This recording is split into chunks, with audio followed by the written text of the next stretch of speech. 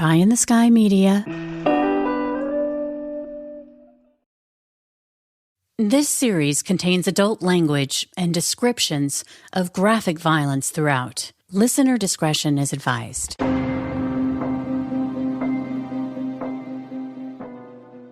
The sheep herder sat in the same spot, watching. It was a solitary profession, plenty of time to reflect on the beauty of the land. Rainfall was spare, a precious commodity in the New Mexico territory. However, a handful of rivers, like the Rio Bonito or Beautiful River, had always provided enough, and the Hispano people had long ago cut irrigation channels, thereby enriching the soil and nourishing their crops. The sheep herder gazed across the grassy plains towards the expansive mountain ranges. Nightfall would be coming soon. He got up to light the lanterns. Their glow surrounded his flock. His only companion was his faithful and well-trained sheepdog, who kept the herd together as darkness descended. The monotony of the day transitioned into a restless sleep as the man watched over the darkened prairie. His senses heightened. In spite of the lanterns, flickers of light that kept the coyotes at bay but didn't stop their howling, and the mountain lions and bears, his fire kept them away. But still, they silently stalked the darkness. And there were other threats, even more dangerous to the sheepherder's life and livelihood in the 1870s. The pursuit of unchecked greed, coupled with the never-ending thirst for power. This was the new predator stalking the Hispano people. And this land they had worked for generations had been annexed by the United States after the Mexican-American War. They had formerly been citizens of Mexico. With the conclusion of the Mexican-American War in 1848, Mexico gave up pretty much half their country, and those became the territories. New land laws were interrupting the generational cycle of the sheep herder and the farmer, too. A battle for resources threatened the Hispano way of life. The thing is, because Billy had been fighting against the people, the kind of people, the power structure in the territory, who the majority of the Hispano population, they considered them their enemies. So to the Hispanos, the Nuevo Mexicanos and Mexican Americans, Billy was a hero. They adored him. They looked up to him as a folk hero, and he was an outlaw. Yeah, but he was their outlaw. He was their guy. He was always very good to them, very generous with them, and he lived among them. Because nothing can stop progress, the pursuit of unchecked greed, coupled with the never-ending thirst for power. But one man, who was really just a kid, would become the unlikeliest legend of the Wild West. For him, violence was a means for self-defense or for vengeance, not for profit or indulgence. Billy never once shot anybody just for nothing, just to be a jerk. And he never shot anyone for money. That was not. Billy's reasoning was, if he had to defend himself, then he'd do what he had to do. And if he was fighting in a war or something, he'd do what he had to do to survive. Vengeance or survival. Welcome back to Criminal Mischief with Carolyn and Brandon. You're listening to episode 140, The Infamous Billy the Kid. Well, people think that they know of him as a sociopath, as like some thug, as a born criminal who was determined to become a famous outlaw. In actual fact, he was just a very affable, very popular, well-liked Irish kid of Irish heritage. That's historian and author James B. Mills, and his new book, In the Days of Billy the Kid, take us back in time. This is not your first rodeo with Billy the Kid. No, I wrote a biography of Billy Bonnie that was published 3 years ago called Billy the Kid, El Bandito Simpatico. It was quite well received. It's pretty, very, very comprehensive and in-depth of his life, and probably surprised a lot of people in that Billy wasn't actually really who a lot of people imagined him to be. Billy the Kid is one of the most mythologized figures in the American West. And yet, little is known about Billy and his young life, only that he was born in New York and his birth name wasn't Billy. It was Henry McCarty. I call him Billy Bonnie, but actually that wasn't even his real name. His real name was actually Henry McCarty.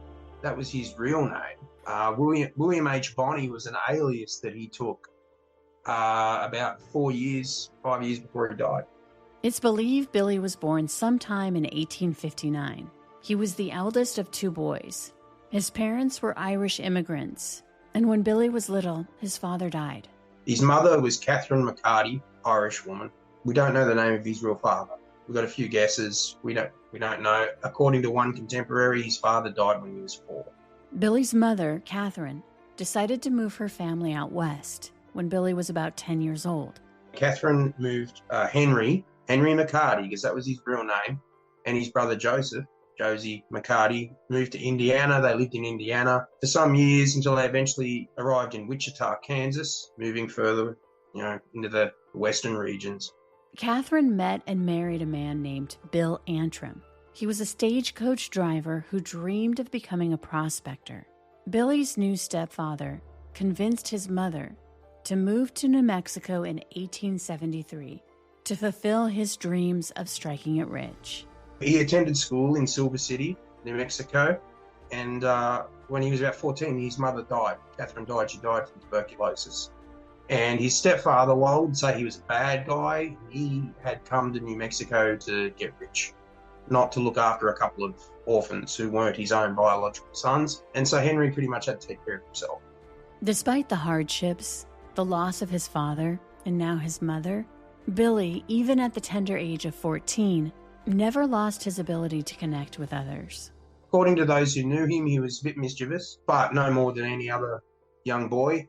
His personality when he was younger was pretty much exactly the same as it was when he was older. Very fun-loving, very polite. His mother clearly raised him well in terms of courtesy. He was known as a gentleman. He was very polite, had a great sense of humour, loved laughing, and was, by all accounts, the people who knew him, was very easy to get along with and very affable and friendly. However, life in the 1800s wasn't easy. On his own, Billy found out the hard way that odd jobs were few and far between, and he ultimately resorted to stealing to get by. When his mother died when he was 14, things went off the rails a bit, and he engaged in a bit of theft, petty theft, and just seemed to drift through life a bit, not really trying to find his place in the world. Billy got caught stealing guns and was sent to jail in 1875. As it turned out, Billy wouldn't be behind bars for long. Within just a few days of his arrest, he'd busted out and changed his name, introducing himself as Billy Antrim. Remember, Antrim was his stepfather's last name. It wasn't long before the 16-year-old got the nickname The Kid, because he was small in stature and had a boyish appearance. Well, he was called Billy and Billy Bonnie, and so a lot of people called him The Kid. Billy found work as a ranch hand, but he also liked playing cards and drinking at the saloon. It was around this time he started wrestling horses for a living. Horse thievery throughout Arizona, Texas, New Mexico, Colorado, it was pretty much everywhere. It was almost a way of life. But yeah, it was dangerous. If you got caught, you were in trouble. You'd either get hanged or shot.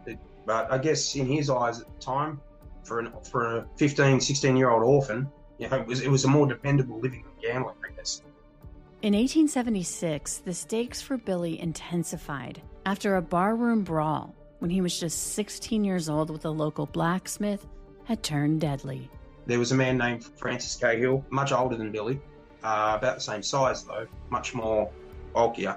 And he spent about 2 years tormenting the kid and harassing him, slapping his face, ruffling his hair and all sorts, just being a bully for a long time. And it all came to a head one night in a cantina, and Cahill started insulting the kid, and the kid insulted him back. And Cahill ended up, he pinned young Henry, as he was still pretty much known back then. He was only about 16, down on the saloon floor, and started slapping him and walloping him in the face. And the kid decided he had enough, and he managed to pull his gun and shot Cahill in the gut once and took off. He wasn't going to wait around to see if he'd get ruled self-defense, which it was by frontier standards. Billy left town, heading for Lincoln County in the newly annexed New Mexico territory. Now, a little history. Roughly 30 years before, the United States seized half of Mexico after the Texas Revolution and the Mexican-American War. This was an egregious power grab, prompting Ulysses S. Grant, who would become the commanding general of the Union Army, to say this, quote, "I was bitterly opposed to the measure, and to this day regard the war which resulted as one of the most unjust ever waged by a stronger against a weaker nation." The War of the United States against Mexico began in April of 1846 and concluded nearly 2 years later with the signing of a treaty whereby Mexico ceded roughly half of their land to the United States, including Arizona, California, Texas, Nevada, Utah, parts of Colorado, Wyoming, and what we now know as New Mexico. And the people who lived there before had been citizens of Mexico, who were now living in America. And so the Hispanos I call them Hispanos merely to differentiate them from the Mexicans living in actual country of Mexico. That's who they were. They were just the natives, some people called them the native New Mexicans, although some would argue that the native New Mexicans were the First Nations people, the American Indian people who had lived there originally. Our story takes place in Lincoln County. It's where Billy the Kid went to after he shot and killed the blacksmith during that altercation. And it's worth mentioning that Lincoln County was named after President Abraham Lincoln in 1869, roughly 4 years after General Robert E. Lee surrendered his army on April 9th, 1865, and then 5 days later, President Lincoln was assassinated. A foreboding namesake after the bloodiest American war to date, where roughly 620,000 people died in the Civil War. A narrow dirt road ran through the frontier town of Lincoln. On either side of the road, there were adobe houses, and in the beginning, there was just one general store, which was owned by an Irishman named James Dolan. Dolan's store was known as the House. In the early 1870s, the House was the only store for miles, and Dolan took advantage of that, charging exorbitant prices. Dolan and his cronies also won the highly coveted federal government contract, which allowed them to provide cattle to the reservations. By then, the government had forced Navajo and Apache people onto these reservations. This is on the American southwest frontier. This is when the Apaches were still on the warpath. This was a very, very different time and place from what we know now. But power began to shift after an Englishman named John Tunstall came to Lincoln County with big plans to make his fortune. He bought a ranch and raised cattle, and in 1876, he opened a general store in direct competition with the House down the street. Tunstall had the courage to challenge the House because he had a local, powerful businessman on his own side, a man named John Chisholm, who was a wealthy and very successful cattle rancher in the area. It was around this time that Billy started stealing horses in Lincoln County. But he ended up just drifting around through Lincoln County in New Mexico, southeastern New Mexico, looking for work, and he also snatching the occasional horse here and there. And he eventually stole from a very ambitious, rather pretentious English merchant named John Tunstall. Billy was arrested for the theft of John Tunstall's horses, and he was locked in the town's pit jail cell. The jail was an adobe structure, but inside, cells had been dug into the earth and thus required a ladder to get in and out of them, and their walls were lined with timber. Tunstall went to speak to the thief accused of stealing his horses, and after his conversation with Billy, he was so charmed by him that instead of pressing charges, he offered the teenager a job as a ranch hand. He was known to have a very fierce loyalty towards those who showed him kindness. And Tunstall, but he'd given the kid a job, he'd given him a future, which was what he didn't have at the time. He'd given him a future, a horse, new guns, here's a wage, and eventually you can manage a ranch for me. For a 16, 17-year-old kid couldn't ask for more than that at the time. Not only did Billy have a new purpose, But he suddenly had a bright future. Tunstall's ranch was very primitive. It was nothing special, but it was still just working for him. He had a guaranteed square meal a day, breakfast, and he was making new friends, Tunstall's other employees. But that future was cut short. The success of John Tunstall's general store in town was upsetting the house's bottom line. And the house also had issues with Tunstall's silent partner, a man named Alexander McSween, who was an attorney who had a falling out with James Dolan over a $10,000 insurance payout that was owed to the family of Dolan's business partner who had died.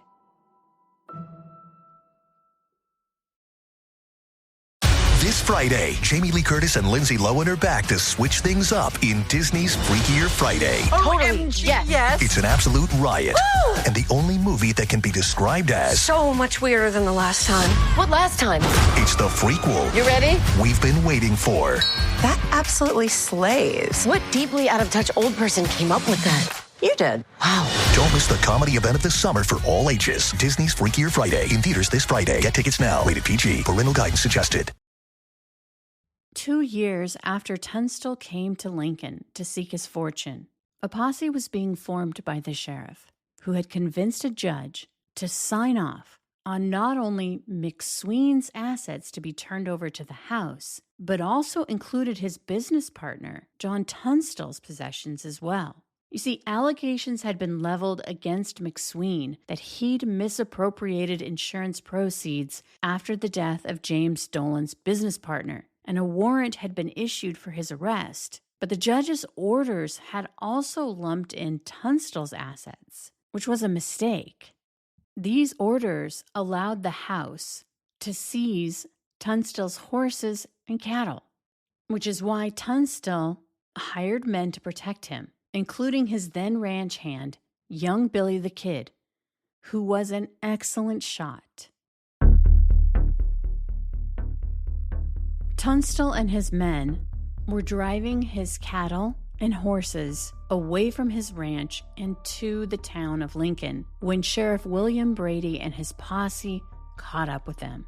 Billy and the other men told Tunstall to take cover with them behind a ridge, but he didn't listen. Instead, he turned around and rode his horse directly towards Sheriff Brady and his posse. Remember, these guys were loyal to the house, who wanted to get rid of their competition.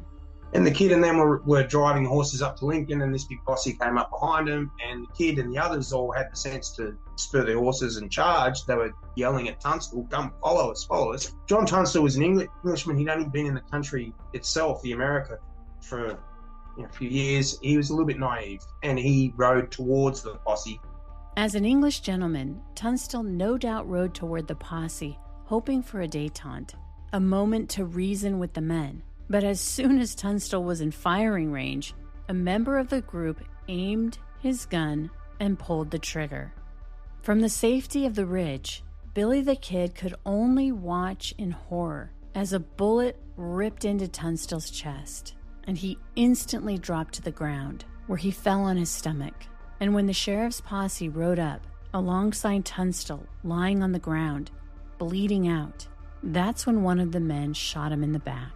Tunstall was murdered, very brutally murdered, by the House, who were a conglomerate of Irish businessmen in Lincoln County. And that kicked off the whole Lincoln County War.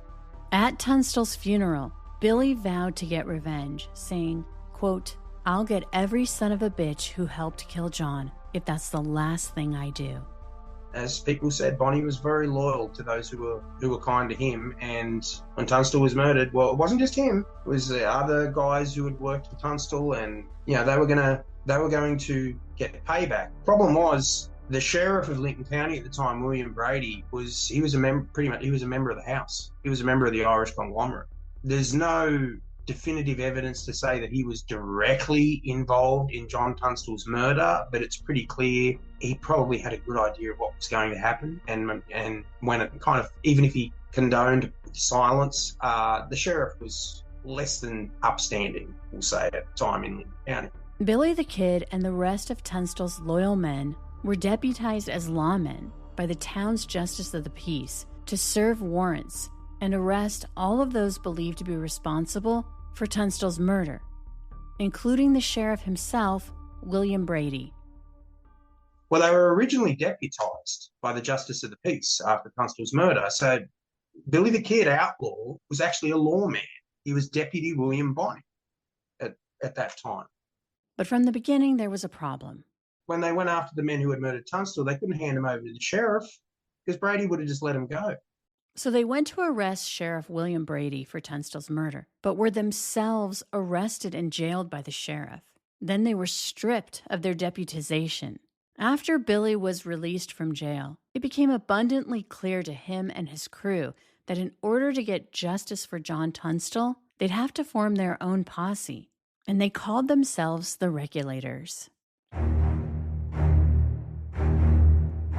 On April 1st, 1878, a grand jury met at the Lincoln County Courthouse to investigate Tunstall's murder, and when Sheriff William Brady showed up, Billy and his Regulators gunned him down in the street, thus beginning what would become known as the Lincoln War.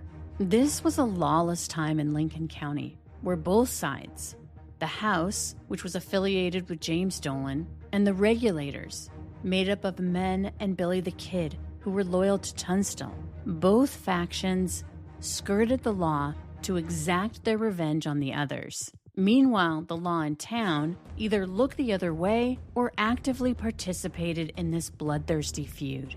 However, a few months after Sheriff William Brady was murdered, the situation escalated in July of 1878 in what would be called the Battle of Lincoln, which was waged in the middle of the town. Billy himself was involved in several shootouts and killings, but we don't know exactly how many bullets he fired or into who or which one. These were like guerrilla warfare, you could say, or gang warfare, but guerrilla warfare was going on throughout the county. And it all ended with a big 5-day siege in the town of Lincoln. After 5 days, the Lincoln County Sheriff, who was also in the pocket of the house, called for troops to be sent from nearby Fort Sumner. 8 miles away, the military fort had often been called to help protect the town of Lincoln during emergencies.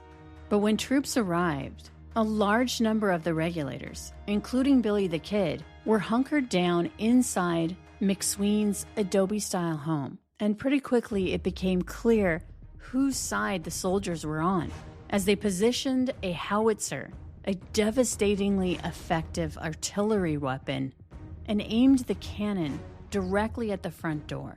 Then the house was set on fire, forcing the occupants to be burned alive in the fire or try to outrun a barrage of bullets. Many of the men inside died. But when Billy ran out, miraculously, the bullets fired at him didn't meet their mark.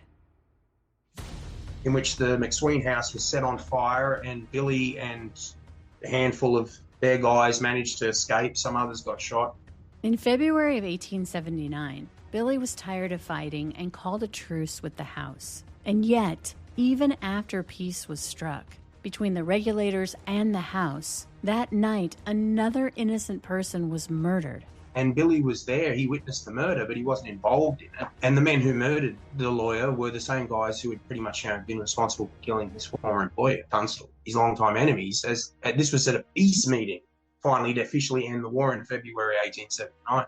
Billy used the murder to strike a tentative bargain with the governor of New Mexico Territory, who had come to the town to stop the violence. Governor Lew Wallace, who hated New Mexico, did not want the job and did not want to be there. He came into Lincoln County, and Billy Bonney sent the governor a letter saying, look, I was there when Chapman was murdered. I'll testify as to who did it. Bonney offered, in exchange for a clean slate to start over. Because as far as he was concerned, he was on the right side of things during the Lincoln County War. That's how he felt. And many others did too. And so they made that deal, and Governor Wallace promised the kid a pardon for his involvement in the Lincoln County War, because Billy had been one of the Regulators that had shot Sheriff Brady and killed him in the street in Lincoln. Billy turned himself over to the authorities and testified. But after 4 months of voluntary confinement, he wouldn't receive the pardon that was promised, prompting him to break out of jail again. This time, Billy headed to Fort Sumner, and as a fugitive at large, Not only did the governor not honor his word, he placed a bounty on the kid, a $500 reward, wanted dead or alive. The poster described Billy as being 5'3", weighing 125 pounds, with light hair, blue eyes, and even features. He was described as the leader of the worst band of desperados the territory has ever had to deal with. And whatever the newspaper man just put it in the December 3rd, 1880 issue of the Las Vegas Gazette, when he was doing this report, it's rather elaborate report, embellished a bit, about this horde of outlaws in what was then San Miguel County. It's now Debarca County, New Mexico. He just put the words, Billy the Kid. And Bonnie, when he mentioned that in a letter he wrote, he didn't sound too impressed by the name. He was like, I don't know. He didn't really. But then Billy the Kid was never really impressed by his fame at all. He didn't care for it. He didn't go looking for it. And like he told one reporter, he said, "I'm getting a terrible reputation." Like he really didn't care for it. On the run, Billy the Kid went back to horse rustling. He had a chip on his shoulder, and he started rustling cattle from a lot of the rich Anglo cattlemen. He never stole from Hispanos. He didn't steal from Nuevo Mexicanos. If he had started doing that, their support for him would have evaporated very quickly. Yep. No, he stole from a lot of the rich gringos on the Texas Panhandle. In 1880, a new sheriff, Pat Garrett, made it his mission to bring Billy the Kid to justice.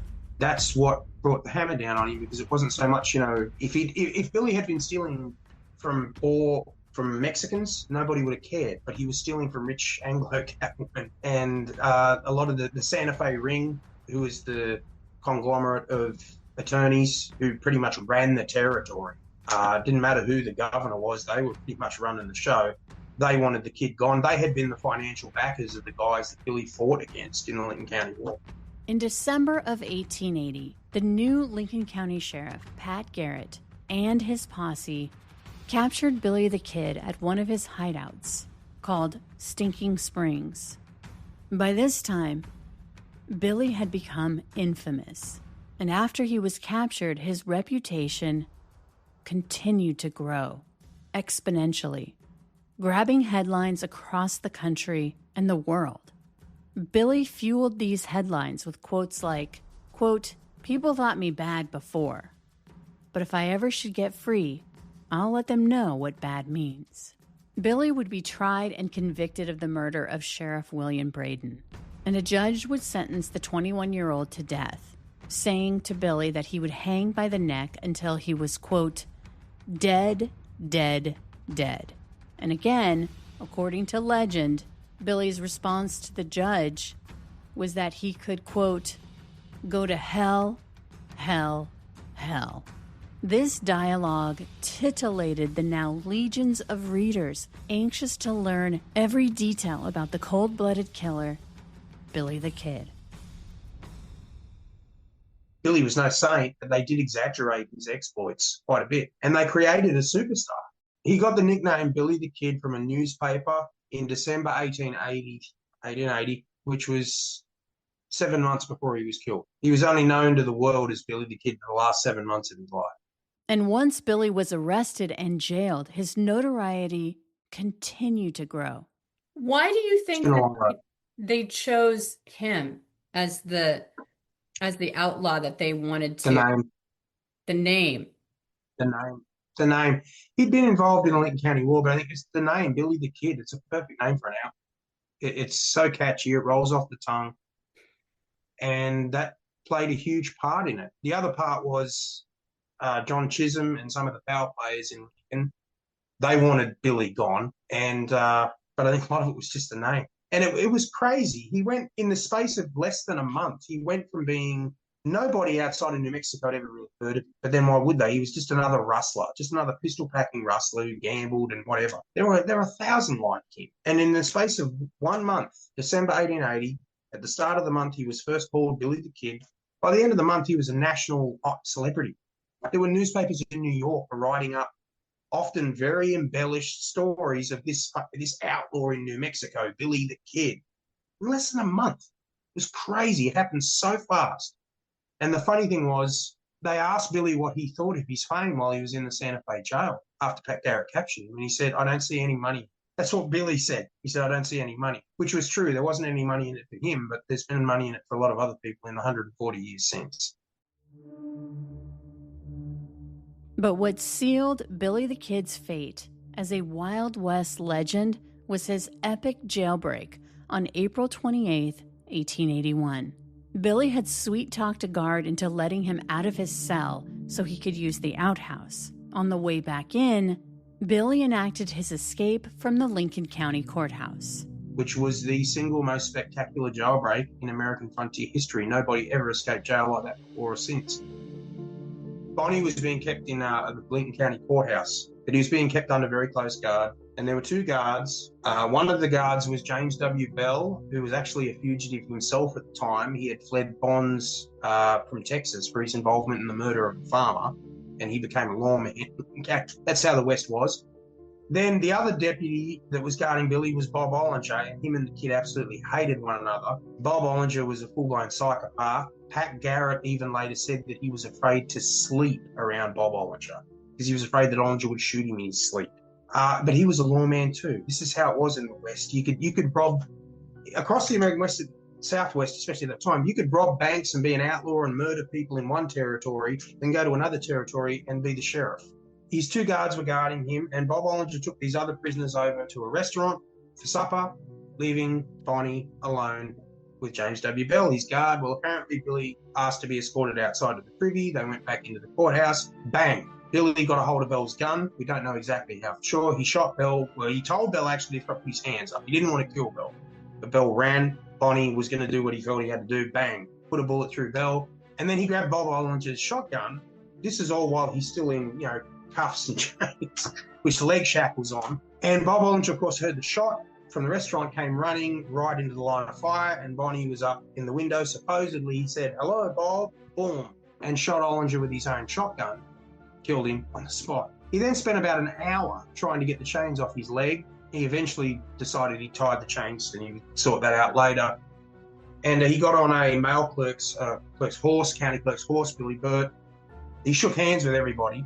And at one stage, he actually stood out on the balcony and justified his actions to the townsfolk. He's in the middle of a jailbreak and he stops to stand out on the balcony. What did he say? His words were, "I'm standing pat against the world." Basically saying, I'm doing what I have to do to avoid being hanged. And he shook hands with everyone, and then he rode out of town singing. Literally singing? Right? Yeah, well, according to some people, eyewitnesses who were there, he rode out of town singing a tune. And then the next day, the horse that he rode out of town on, which didn't belong to him, came running back into Lincoln, and he'd sent the horse back because he'd promised that he'd send the horse back to the owner. Billy relished in his newfound freedom amongst those he felt closest to. And he spent pretty much the next year after that living mostly among the Hispanos, the Nuevo Mexicanos, the Mexican Americans, who, as one of his many amigos, Paco Anaya, said, Billy preferred to be with Mexicans than with Americans. Billy actually enjoyed spending time amongst the Hispano population. Those were his people. He spoke fluent Spanish. 3 months after Billy's escape, Sheriff Pat Garrett received intel that the kid was staying in Fort Sumner. Originally an Army outpost, Fort Sumner had blossomed into a community in Lincoln County. And so Billy then kept very quiet for the next few months and spent a good portion of that time trying to convince his querida, the love of his life, Paulita Maxwell, who was 16 and a half at the time. Bonnie was about 20, 21, trying to convince her he was going to leave the territory, but he wanted Paulita to come with him. He wanted them to elope. And according to Paulita's younger sister, there were actually plans for them to elope. They were going to flee to old Mexico together. Paulita had an older brother named Peter Maxwell. He didn't like that at all. And he actually back-channeled information down into Lincoln to Pat Garrett that Bonnie was up in Sumner. You can find him up here. In July of 1881, 21-year-old Billy the Kid walked into a trap set by Sheriff Garrett with the help of Paulita's brother. The unsuspecting kid went over to Paulita's house that night. and he spotted two strange men on the porch in the dark. This is about 12:30 at night. And those two men were Pat Garrett's deputies. Pat Garrett was in Pete Maxwell's bedroom, sitting on the side of Pete Maxwell's bed, talking with Maxwell, saying, have you seen the kid? Where is he? Well, Billy, when he spotted these two strange men, he jumped up on the porch with the pistol drawn and kept asking them, Ken S, who is it? He didn't know who they were, so he wasn't just going to shoot them. And he kept asking them that, and he backed into Pete Maxwell's bedroom to ask Pete Maxwell, and he did ask Pete Maxwell, Pedro, who are those men outside? Pat Garrett recognised his voice, and Pete Maxwell actually whispered to Garrett, LS, it's him. So Pat Garrett jerked out his gun and went, Billy was stood there. He recognised like a bit of a figure in the room. It was pitch dark, and he started backing across the room, asking again, Ken S, who is it? And Garrett answered with a bullet, bang, right in the chest, just above the heart.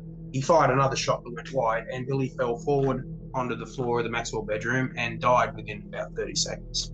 The grief of the Hispano people was overwhelming. The Hispanos at Fort Sumner were absolutely furious because they loved Billy. And Pat Garrett and his deputies had to retreat into the Maxwell house and had to stay there all night. They were afraid for their own lives. And the Hispanos were very, very angry. A lot of the Hispano women spent the night crying over Billy's body. They held a wake for him, and he was buried the following afternoon in the cemetery. And pretty much almost the entire population of Fort Sumner, which would have been over 200 people, followed the little casket down. And Bonnie was laid to rest in the old military cemetery in Fort Sumner, and he's still buried there today. You can go see his grave, although there's a cage around it. People kept chipping bits of the headstone off as souvenirs. I highly recommend James Mill's new book, In the Days of Billy the Kid. But I knew my work wasn't finished, and I wanted to dive deeper into the Hispano side of not just Bonnie's life, but that whole history. The new book's narrative, it stretches from the 1850s all the way to the 1930s. So even there's mentions in it of John Dillinger and like the new generation of Outlaws that came along during the Depression, when these guys, the central figures in this book, were all getting older and getting ready to call it a day with their lives. One of the things that always creeps me out is how people will try to take souvenirs back in the day of famous dead people, and just try to take locks of their hair and it's really gruesome. Was there any of that happening with Billy the Kid? There was myths told that someone chopped off one of his trigger fingers, that there was a lock of hair taken. There's nothing to found that. The Hispanos were very protective of Billy's body. They weren't going to let anybody mess around with him. They adored him, especially the women. Delavina Maxwell, who was a Navajo woman who had originally been purchased by the Maxwell family as a slave, and she became a maid. Now she was like Billy's surrogate mother. And she actually abused Pat Garrett that night. She pounded his chest and called him a piss pot and every name she could lay her tongue to, because he killed her, as she called him, her little boy. And they would have been very protective of Billy's corpse. Everything would have been very respectful. And Billy now, and that was in 1881, it's over 140 years later, he's the single biggest box office attraction in the history of New Mexico. There's been more films made about him, over 60 movies made about him all, and he has carried the lion's share of New Mexico's tourism business on his shoulders. So it's pretty much Billy the Kid and Roswell, the Roswell incident. That's pretty much, maybe the Teapot Dome scandal is slightly less respect. But yeah, but he's still the best known man in New Mexico. He's better or worse, that's his state. Up next, Criminal Mischief bonus content. Here, my co-host Brandon Morgan and I will discuss the legend of Billy the Kid in more detail. And as always, thanks for listening. From Pie in the Sky Media, Criminal Mischief is an EVO production, recorded live in the beautiful Pacific Northwest. We're produced by Brandon Morgan and myself, music by Soundstripe. For EVO Creative, I'm Carolyn Osorio, your writer and host.